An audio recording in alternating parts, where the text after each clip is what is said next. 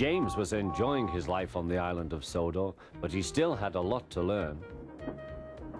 "You're a special mixed traffic engine," said the Fat Controller. "You can pull coaches or trucks quite easily, but you must learn by your mistakes." James knew what the Fat Controller meant. He could well remember that dreadful accident on his first day. "Be careful with the coaches, James," said Edward. "They don't like being bumped."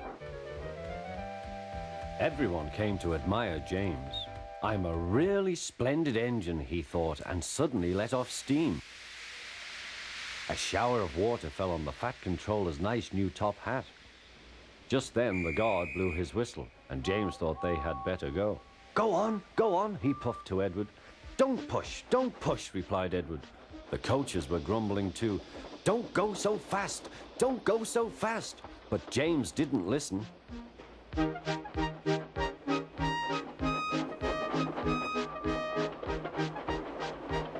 When at last they stopped at the next station, 2 coaches were beyond the platform. They had to go back to let the passengers out. But no one seemed to know about the Fat Controller's top hat, though James felt happier. Presently they came to the station where Thomas was waiting with his 2 coaches. "Hello, James," said Thomas. "Feeling better?" "That's right."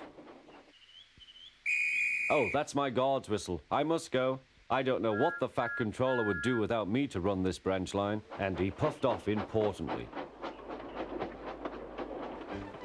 Edward and James passed the field where James had had his accident.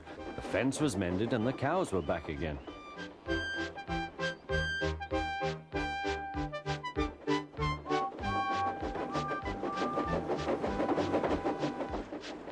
They ended their journey and rested before setting off for home. James was still wondering what the Fat Controller would have to say about his top hat.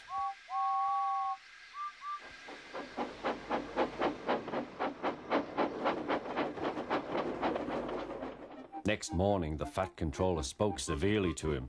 "If you can't behave, I shall take away your red coat and have you painted blue." James didn't like that at all.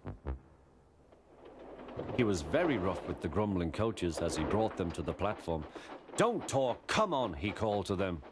"Gordon never has to fetch his own coaches," he thought to himself, "and he's only painted blue." To make James even more cross, this time no one came near him. "I'll show them," he thought. "They think Gordon is the only engine who can pull coaches."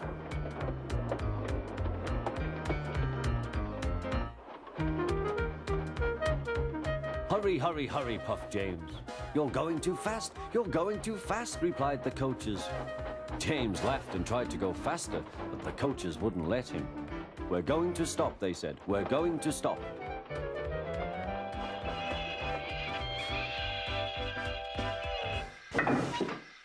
"What's the matter?" James asked his driver.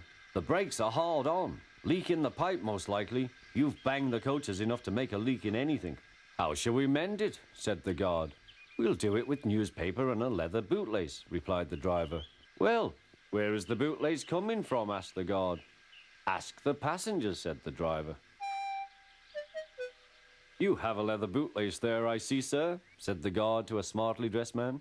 "Please give it to me." "I won't," said the man. "Then," said the guard, "I'm afraid the train will just stop where it is." The passengers all said what a bad railway it was. Then they told the man how bad he was instead. Everyone was very cross. At last he handed his laces over.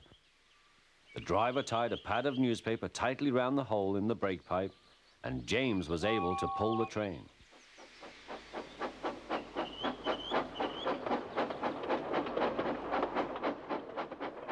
But he was a sadder and wiser James, and took care never to bump coaches again.